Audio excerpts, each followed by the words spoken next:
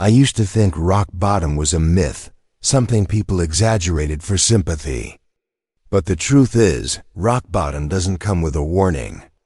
It just shows up one morning, sits beside your bed, and whispers, "Today's the day everything falls apart."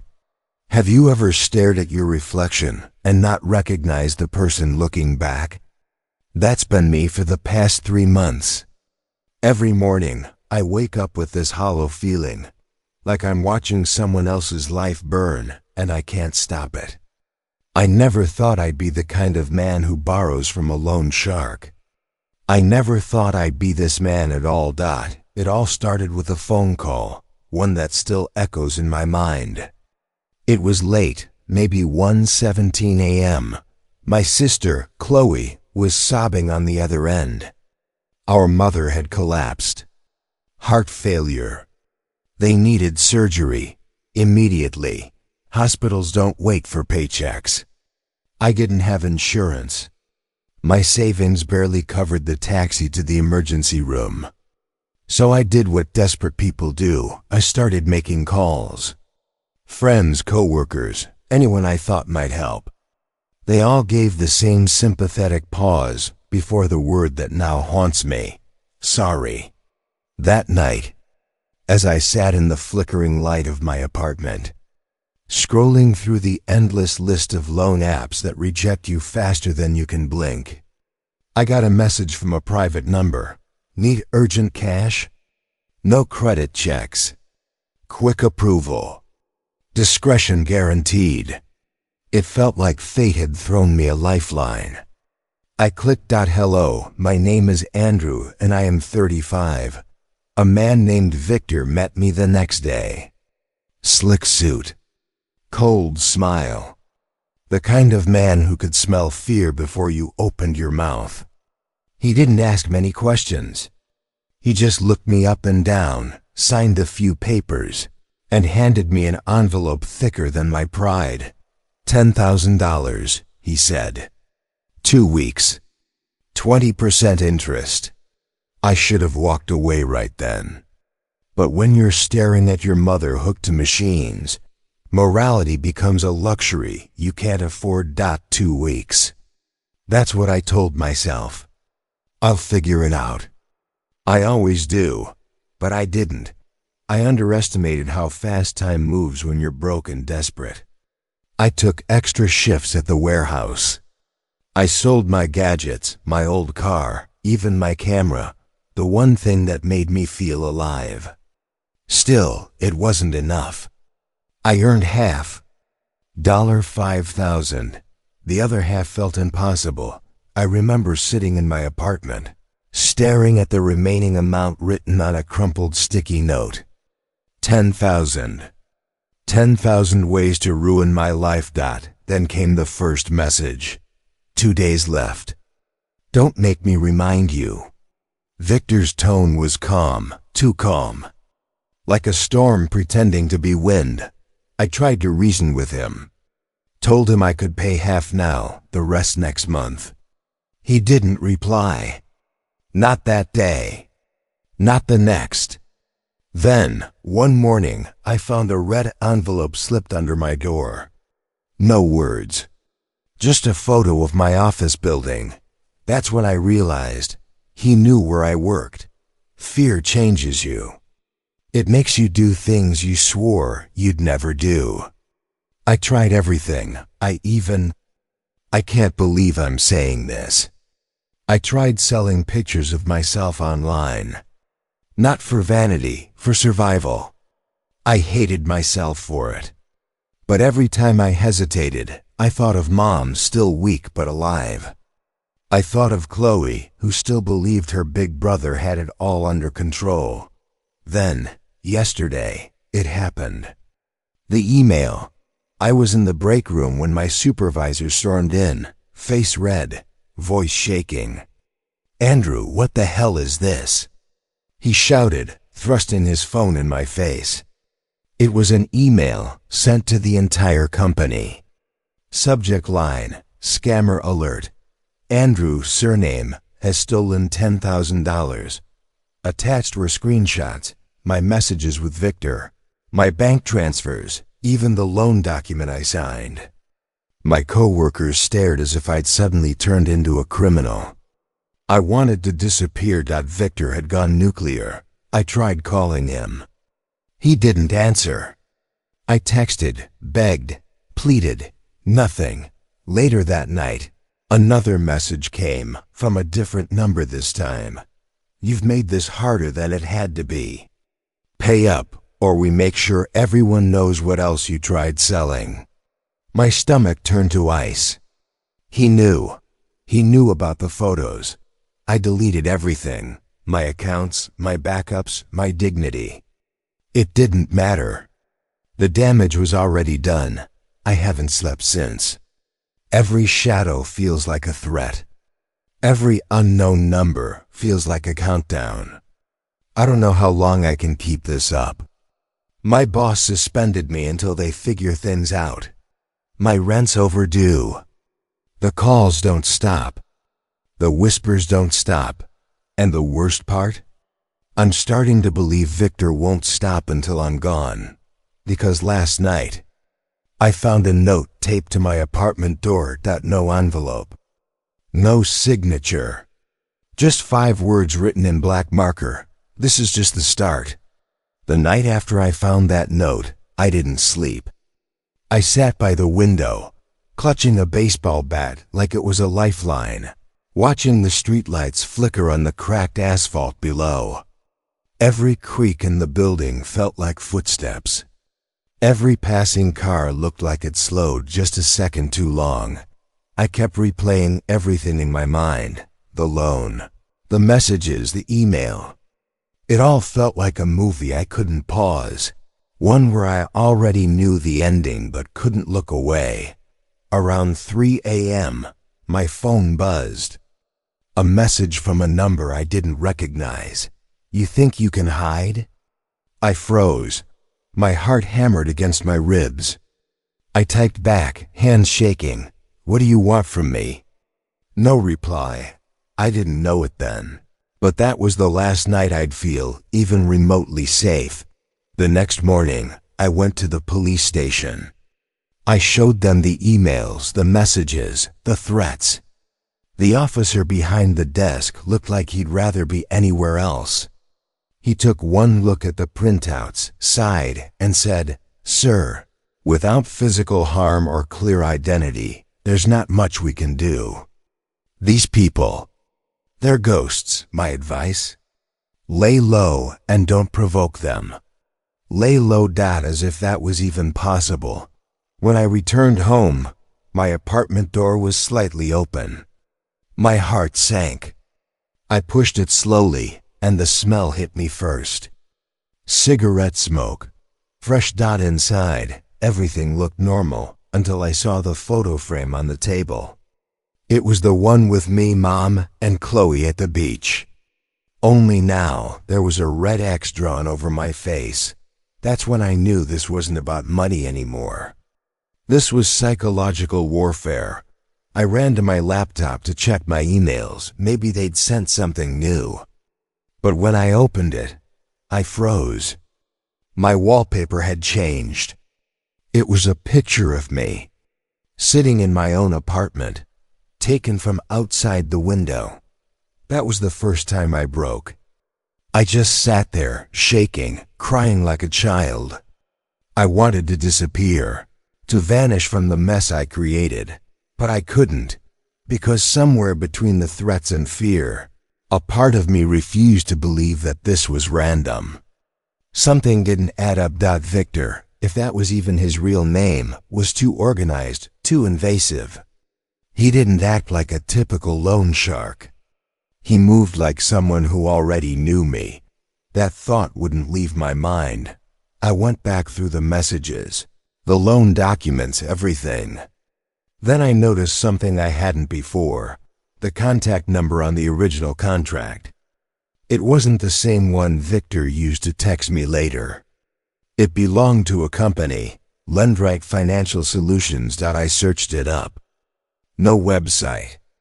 Just a small listing buried deep on a business directory. But the address? It was only 10 blocks from my office. I don't know what possessed me, but I went there the next day. The building was an old warehouse converted into offices. The sign outside was faded, the windows dusty.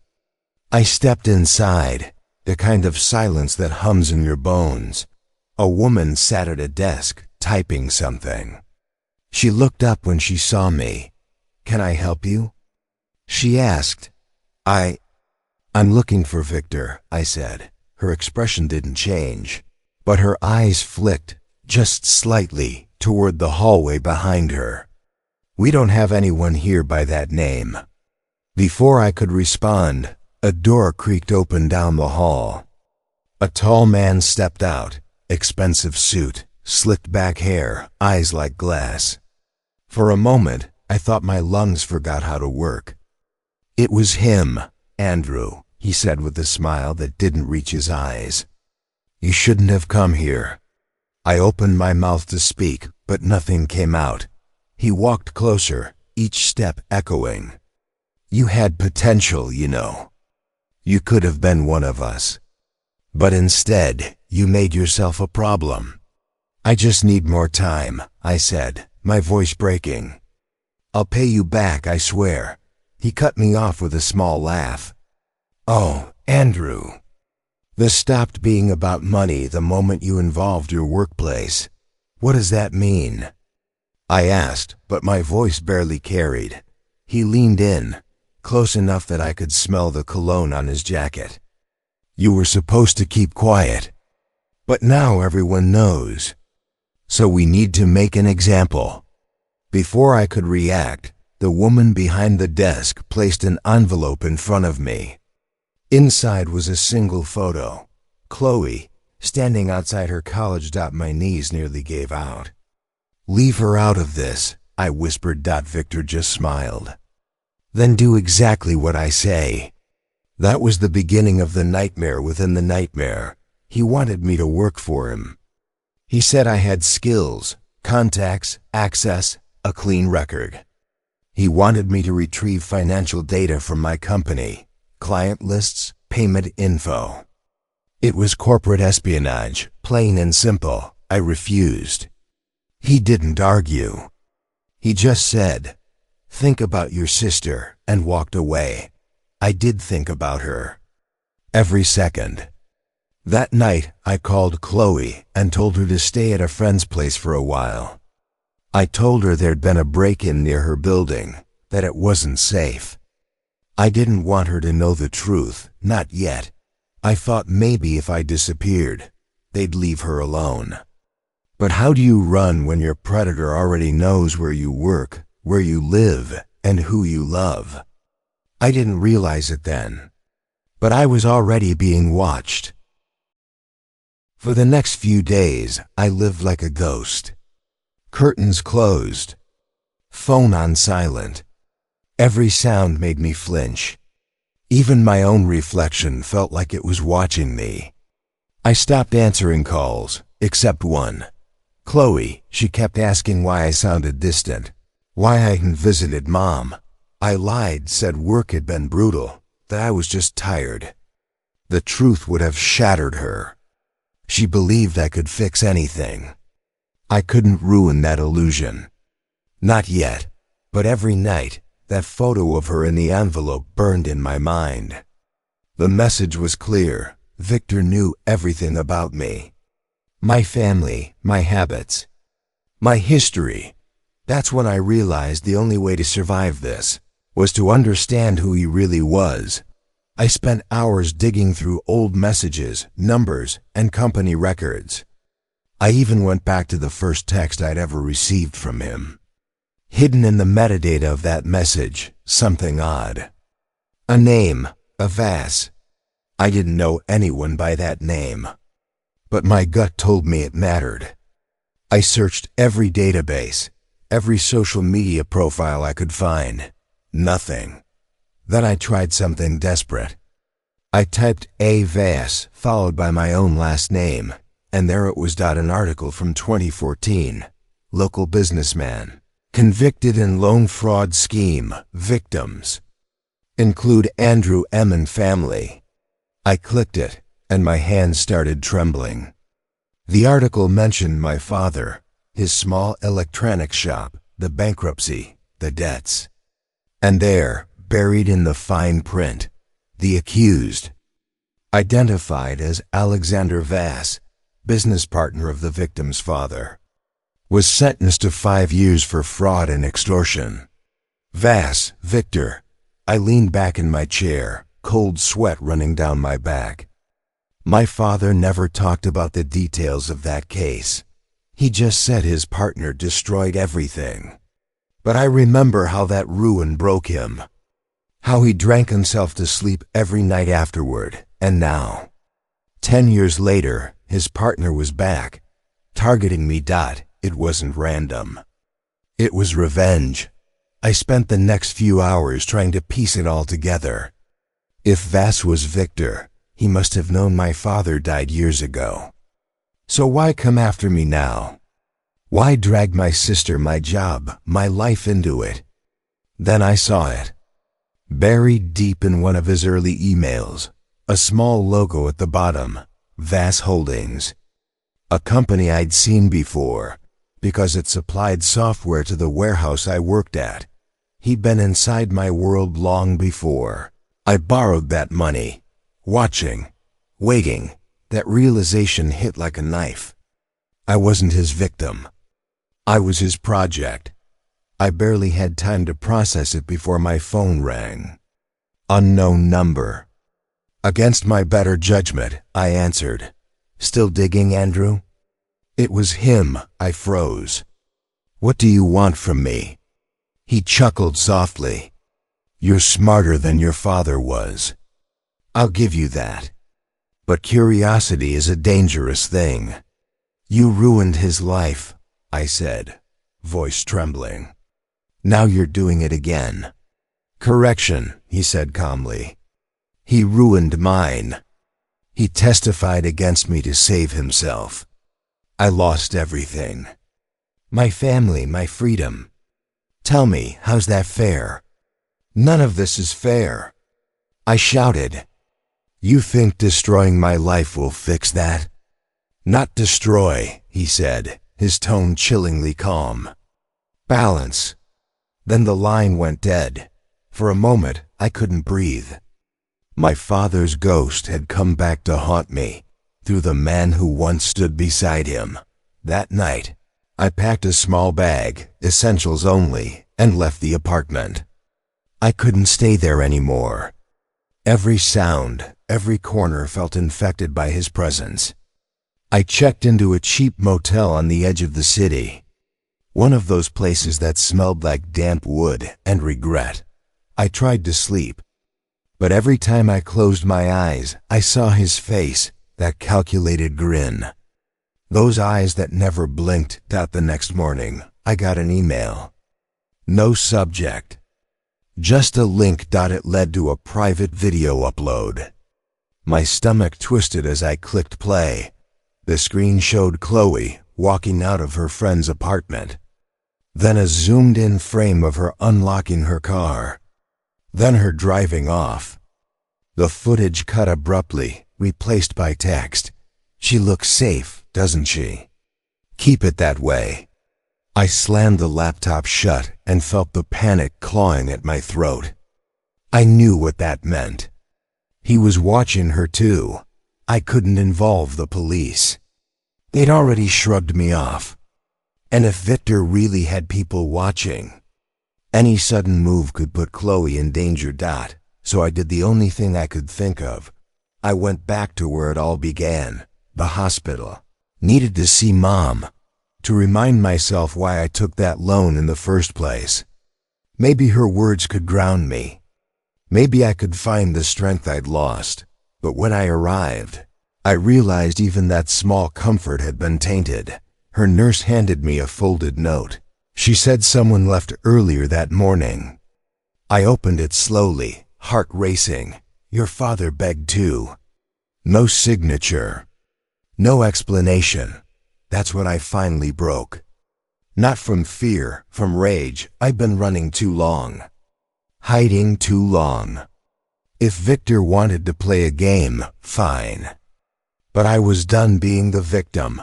For the first time in weeks, I felt a flicker of control. I still had contacts from my old tech days, people who could trace calls, track numbers. If Victor thought he could scare me into submission, he was about to find out what desperation really looks like. Because now, I wasn't afraid of losing my life. I was afraid of losing what was left of it, and that made me dangerous. They say fear keeps you alive. I used to believe that, but fear doesn't keep you alive. It just keeps you small. It makes you whisper when you should scream, hide when you should fight.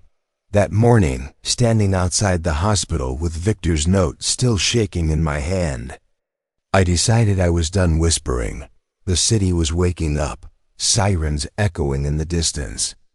Early commuters brushing past, oblivious to the quiet war raging inside me. I took a deep breath and called the only person I could still trust, Eddie, an old friend from my tech support days. Eddie was a genius in all the wrong ways, the kind of guy who could hack your Wi-Fi just to prank you. If anyone could trace Victor's network, it was him. He answered on the third ring. "Drew? Damn, it's been forever. You sound like hell, man. What's going on?" I hesitated. "How do you explain that you're being hunted by your father's ex-partner turned loan shark?" "I need a favor," I said. "And I need you to promise you won't ask too many questions." He chuckled. "That's my favorite kind of favor." I gave him the numbers, the emails, every scrap of digital evidence I had. Eddie promised to dig through it, though even he sounded uneasy. "These guys are pros, Drew. Whatever this is, it's not small time." I already knew that. The hours that followed crawled by like molasses. Every vibration of my phone made my stomach twist. By late evening, Eddie finally called back. His voice had lost its usual sarcasm. "Listen, man.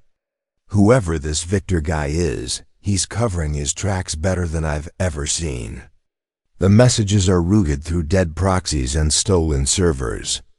But," he paused, "I found something." "What is it?" "The IP history traces back to a company server. Not a public one.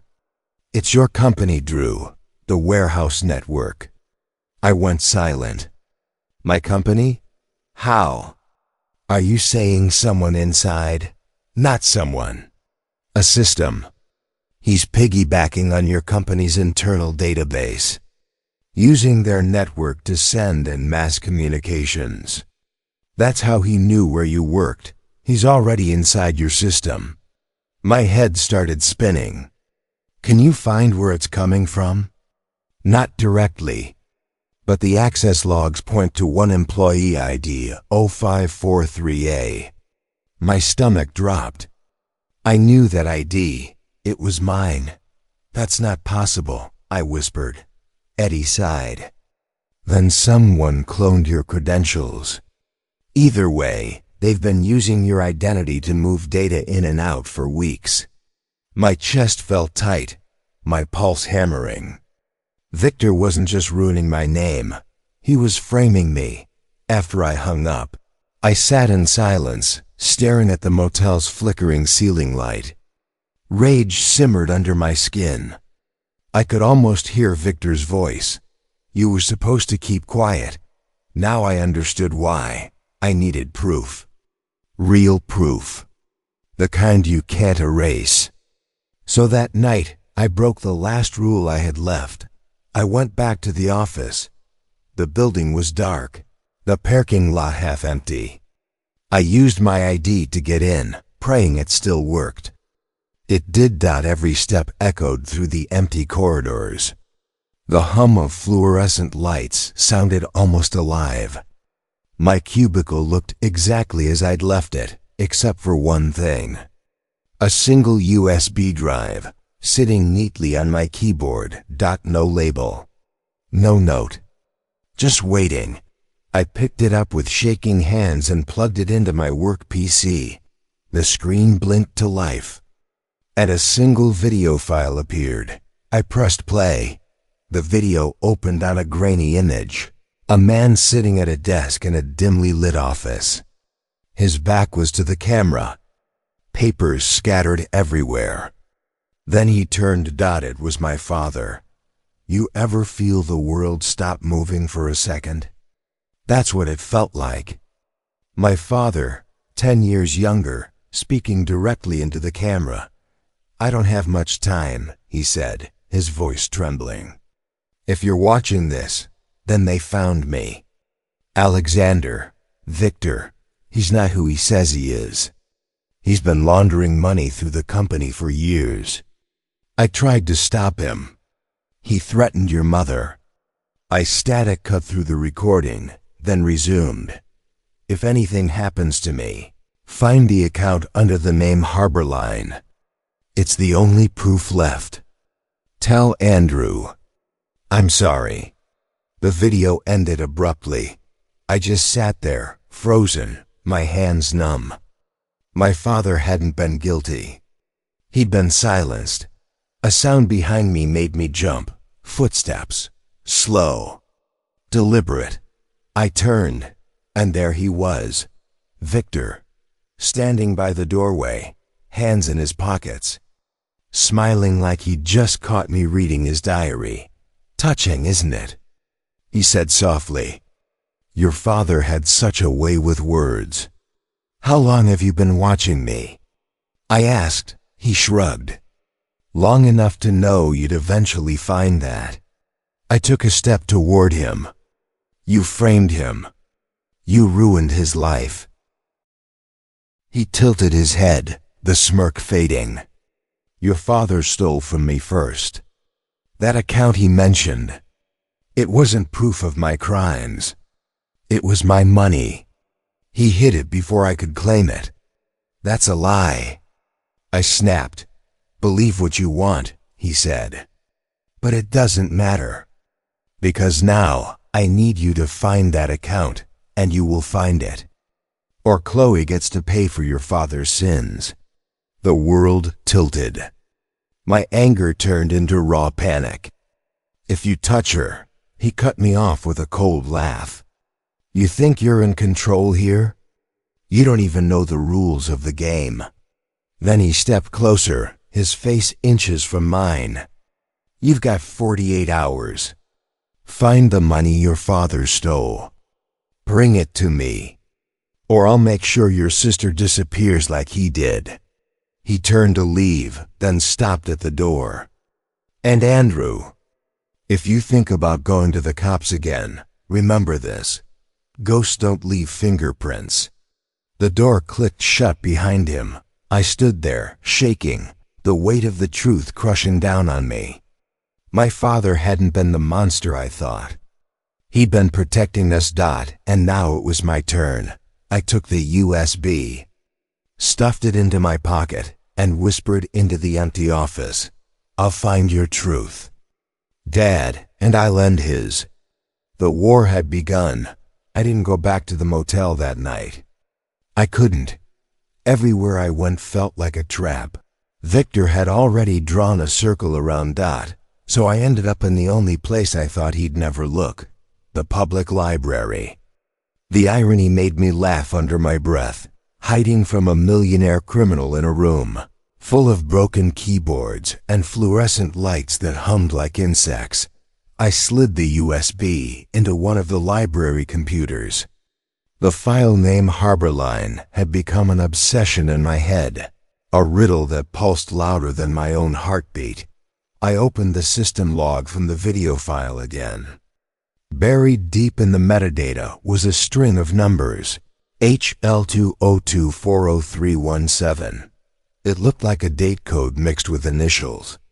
Eddie had once told me, old bankers hide their secrets like programmers behind patterns.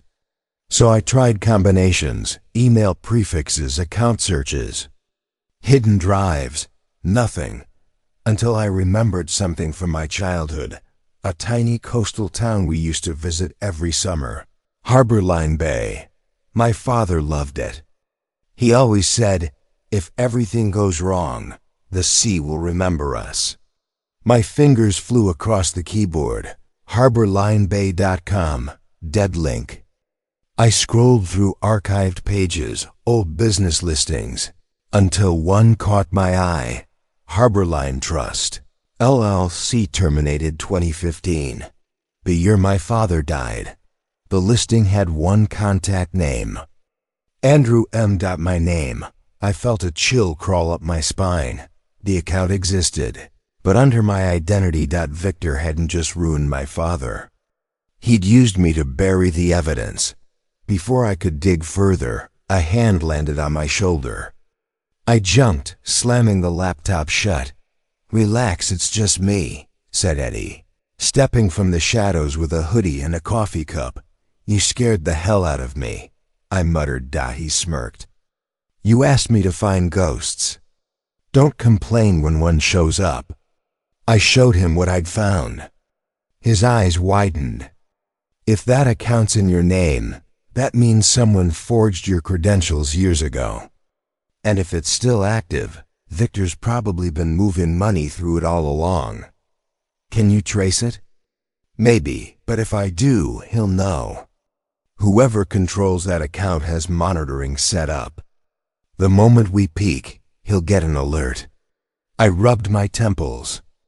"Then we need to hit it fast. Get proof before he reacts." Eddie sighed. "You're asking me to poke a hornet's nest with a lightning rod." I looked him dead in the eyes. "Then bring the thunder." He grinned. "You've changed, man." We worked through the night, line after line of code, bypassing security layers that looked military grade. Eddie whistled softly. "This isn't some offshore shell. It's a laundering hub, multiple accounts feeding into one central pool. Whoever runs this is sitting on millions." And then the final gateway opened. The account balance flashed on the screen.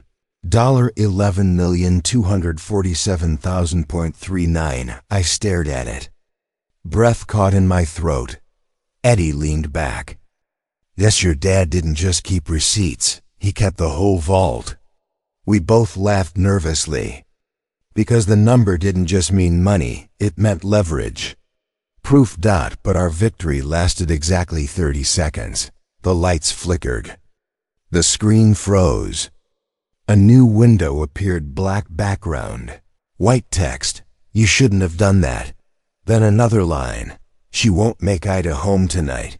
Eddie's face went pale. He's watching us in real time. I grabbed my phone, dialed Chloe. It rang once, twice, then straight to voicemail. No. I whispered. I tried again. Same thing. Eddie was already pulling up her social media last post. 15 minutes ago, tagged at a gas station near her college.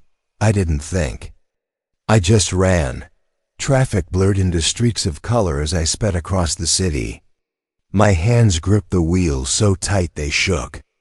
Every red light felt like a countdown. I reached the gas station, heart pounding empty. Then I saw it. Her car, door open. Keys on the ground. A phone buzzed in my pocket. "Unknown number." I answered, voice cracking. "Victor." A quiet chuckle came through the line. "Andrew, you never disappoint. But now you've left me no choice." "Where is she?" "She's safe. For now. But you just stole from me again. You accessed something that didn't belong to you. So here's what happens next." His tone dropped to a whisper. "Bring the account access codes to the old pier at Harborline Bay, midnight tomorrow. Come alone. Or Chloe pays for your father's mistaken blood." The line went dead. The world went silent. I leaned against her car, shaking so hard I could barely breathe. The smell of gasoline and salt. Air mixed in the wind, the same smell from those family trips years ago. Harborline Bay. The place my father loved. The place where everything began. The place where everything might end. Eddie arrived minutes later, breathless. We can call the cops now, man. This is kidnapping. I shook my head. No, if we do, he'll know. He's always one step ahead. Eddie grabbed my arm. Then what are you going to do? I looked out toward the dark horizon, the faint shimmer of the sea in the distance. I'm going to end this. One way or another. For the first time in a long time, I wasn't afraid. Just done. The drive to Harborline Bay felt like descending into a grave I'd already dug years ago.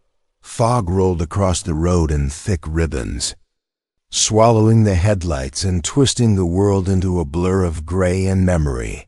Hadn't been here since I was 16. Back then, my father and I used to fish off the old pier.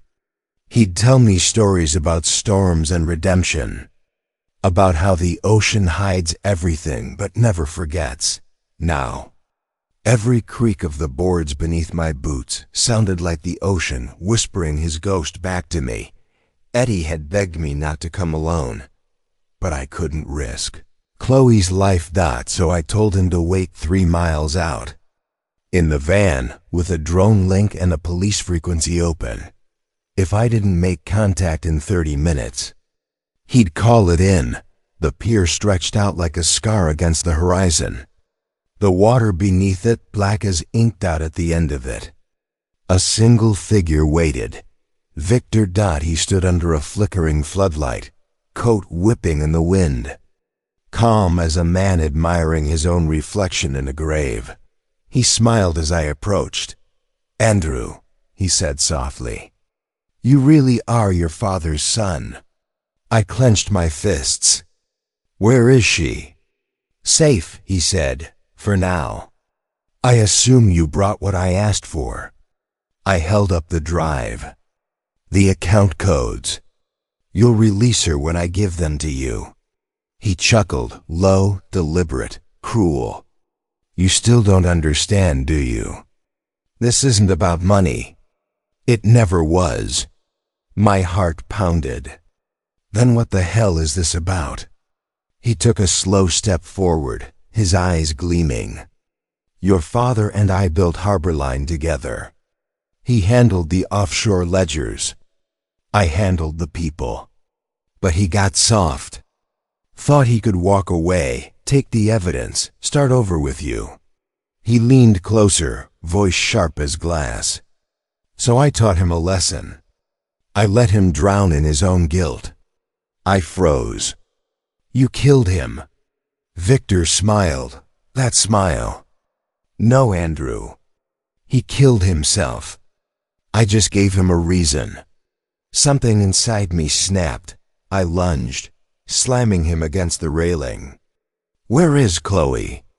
I roared. He didn't flinch. You really want to know? Look, he nodded toward the water. I turned and there she was. A small boat, maybe 50 yards out, rocking in the current. A figure inside, tied to the mast. Chloe, I could see her struggling, her mouth gagged, eyes wild. Untie her. I shouted. Victor sighed. All you have to do is toss me the drive. Do that, and she lives. I looked at the USB in my hand. Everything my father's secret, the proof of Victor's crimes. Years of pain was in that one tiny object. If I gave it to him, he'd erase it all. If I didn't, Chloe would die. For a moment, the wind stopped. The world waited. Then I heard a buzz in my ear. Eddie's voice, whispering through the earpiece I'd hidden under my collar. Don't do it. I've got a drone on his signal. The Coast Guard's moving. 30 seconds. I turned my back slightly, pretending to think. You'll let her go if I toss it?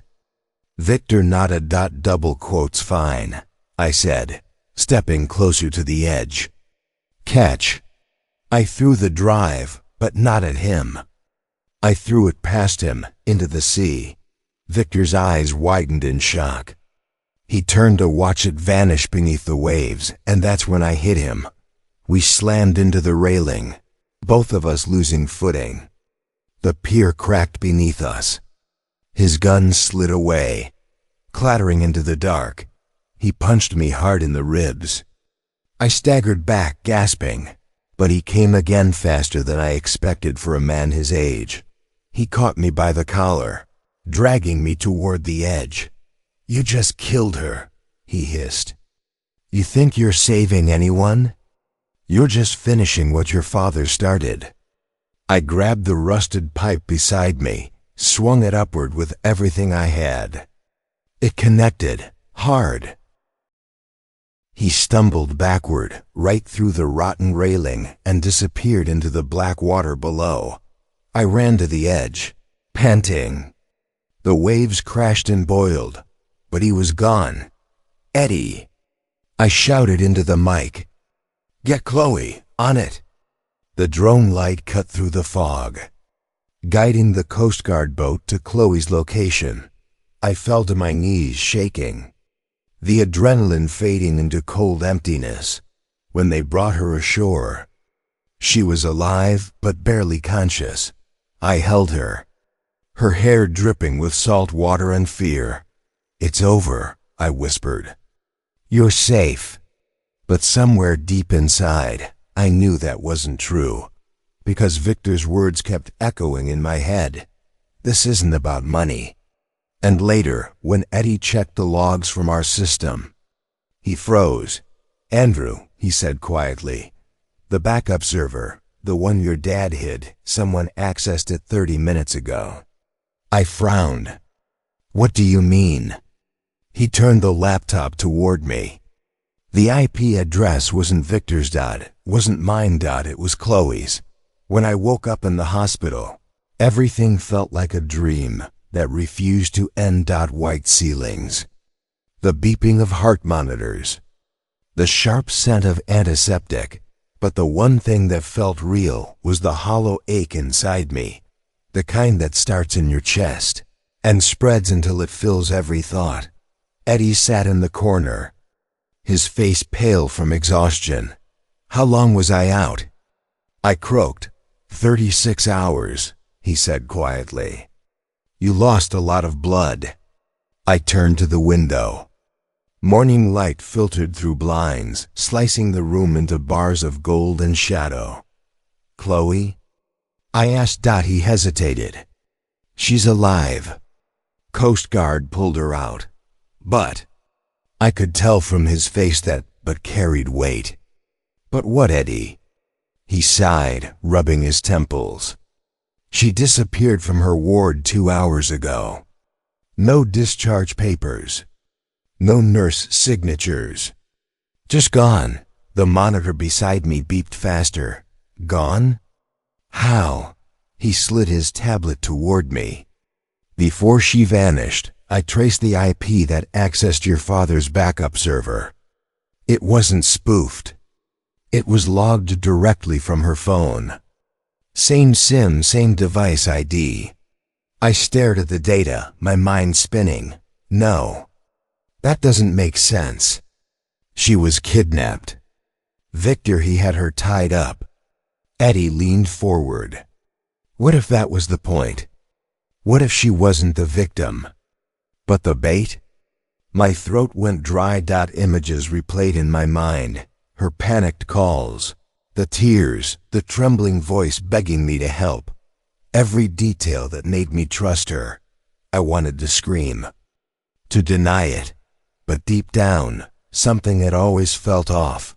The timing of her messages, the way Victor always seemed to know my moves, and now, the puzzle finally made sense. Too late to stop the bleeding. I pushed myself out of bed, ignoring the pain stabbing through my side. "Andrew," Eddie started, "I'm not sitting here while she vanishes again." I snapped. "Pull every feed from the harbor cams. If she's running, we'll find her." He sighed, knowing there was no point arguing. You've got 6 stitches. Move too much and you'll tear them open. Then I'll bleed faster, I said. Grabbing my coat. By nightfall, we were back at the van. Screens flickering with live feeds and still frames. Eddie scrubbed through the footage, his fingers flying across the keyboard. There, he said finally. Freezing a frame. The image showed Chloe in a hooded jacket, slipping into a black SUV parked near the pier. She looked over her shoulder once, right into the camera, and even through the pixelation, I could see it. No fear. Just calm. She wasn't running from someone, I whispered. She was meeting them. Eddie zoomed in on the license plate. The number was faint but readable. A few keystrokes later, a file popped up. Registered to Harborline Logistics, Eddie said grimly. A shell company under Victor's network. My pulse raced. She's taking over what's left of his empire. But the question that haunted me was why. 2 days later, I found her. She was sitting in a cafe downtown, the same one we used to go to after long shifts. The one that always smelled like burnt espresso and rain. She looked different, colder, her hair tied back, wearing all black, but when she saw me, her eyes widened just enough for me to know she wasn't expecting me this soon. Andrew, she breathed, standing slowly. You shouldn't be here. I slid into the seat across from her. You're right. I shouldn't, but I think you owe me the truth before I disappear for good. She stared at her coffee, then at me. You wouldn't believe me if I told you. Try me. She took a deep breath. Victor was my uncle. I froze. My mother left the family years ago. She hated him, said he destroyed everything good in this world. I didn't even know he was alive until he reached out 6 months ago. She looked down, her voice trembling. He said you had something that belonged to our family, your father's ledger. He told me if I could get close to you, earn your trust, he'd finally let my mother go. I stared at her, unable to speak. Everything I did was to protect her, she said softly. But when I saw how broken you were, how desperate, I couldn't go through with it. I told him I'd back out. That's when he decided to make it real. The kidnapping, the threats. It was all to make me look innocent. I wanted to hate her, but the truth was, I saw myself in her. Another person caught in Victor's web, trying to survive one lie at a time, so why access the backup? I asked quietly, tears glimmered in her eyes. Because I had to finish what your father started. The data, it's not just about money laundering. It's a list of people Victor blackmailed, politicians, CEOs. If I release it, half the city burns. She leaned forward. But if I don't, they'll rebuild his empire under a new name. I sat there. The world spinning around us, 2 people who'd both lost everything, now forced to decide what kind of ending we deserved. Finally, I whispered, then let's finish it together.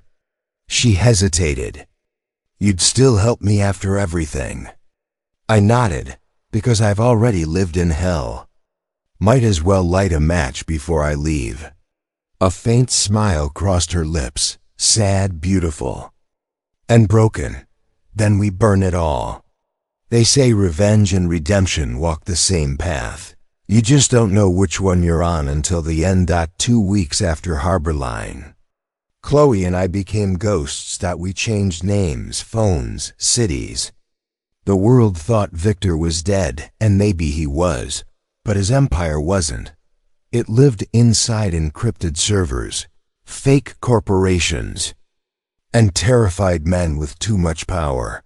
And we had the key. The plan was simple. Expose Harborline's entire network to the world, one upload. One detonation of truth. But nothing about it felt simple when You're standing at the edge of the fire. You're about to light. We set up base in an abandoned radio tower. Outside the city. The wind screamed through broken windows. The old monitors flickered, cables humming like a countdown. Chloe's fingers flew across the keyboard. Once I trigger this, she said, there's no going back. Everyone tied to Harbor Line, the banks, the officials, even the cops will be exposed. And us? I asked. She gave me a sad smile. Collateral truth. I stared at the screen. My father's name appeared in the files, his final confession. Hidden in a digital folder labeled for Andrew. My throat tightened as I opened it. It was a video, recorded years before his death. If you're watching this, son, it means the truth found you first. I couldn't protect you from my mistakes, but maybe I can help you end them. Remember, it's not the money they fear losing. It's the illusion of control. When that falls, everything burns. I felt a single tear slide down my cheek. My father hadn't drowned to escape. He'd drowned trying to wash away the blood Victor had spilled. Chloe touched my hand. Andrew, they're coming. Through the cracked glass, headlights appeared. Black SUVs cutting through the fog, closing in fast. We had minutes, maybe less. Eddie's voice crackled through the comms. You've got company. 4 cars, armed. I can stall 1, maybe 2, but the rest, just buy us enough time, I said. Chloe's eyes locked on mine. We do this now or never. I nodded. Trigger it. She hit enter. The screens exploded with light. Data streams pouring out like veins of electricity, spreading to public servers, news agencies, dark web nodes, names, accounts, secrets, the entire Harbor Line network, bleeding into daylight. Then the tower door burst open. Men in tactical gear stormed in, shouting, guns drawn. Eddie's voice screamed through static. Get out now. Before the line went dead. Chloe and I dove behind the console. Bullets shredded the walls, sparks flying. I grabbed the hard drive, the last backup of the ledger, and shoved it into Chloe's bag. Take it. I yelled, run. She shook her head, tears streaking down her face. Not without you. I pulled her close. You have to. If one of us gets out, the truth survives. Her lip trembled. You can't keep saving everyone, Andrew. I smiled weakly. I'm not. I'm saving you. Then I shoved her toward the back door and turned to face the storm. The first man came through the smoke. I swung a metal bar, caught him square in the chest. Another fired. The shot grazed my shoulder, but adrenaline drowned the pain. I lunged forward, slamming the emergency generator. Electricity roared through the tower. Sparks ignited the leaking fuel line. The world went white. When I woke again, it was dawn. The tower was a skeleton of ash and twisted steel. Sirens wailed in the distance. Chloe stood at the edge of the debris, her silhouette glowing against the rising sun. She was alive. She knelt beside me, tears falling silently. It worked, she whispered. It's everywhere. News feeds, servers, everything. Harbor Line's done. I smiled faintly. Good, she grabbed my hand. You're going to make it. I looked at her, the pain fading into something peaceful. Promise me one thing, anything. Don't spend your life running from the fire. Learn to live in the light it leaves behind. She nodded, crying harder. I promise. The wind carried the smell of salt and smoke. Somewhere far away, a news reporter's voice echoed from a car radio. Anonymous leaks have exposed one of the largest money laundering networks in the nation. Among the names revealed, I closed my eyes, letting the words fade. For the first time in years, I wasn't running, I wasn't afraid.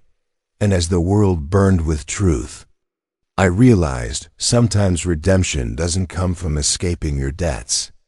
It comes from paying them in full. Weeks later, a message appeared in Eddie's inbox. No sender. No metadata. Just one line. He paid the last debt. Attached was a photograph. The ocean, the pier, and a single rose floating on the tide.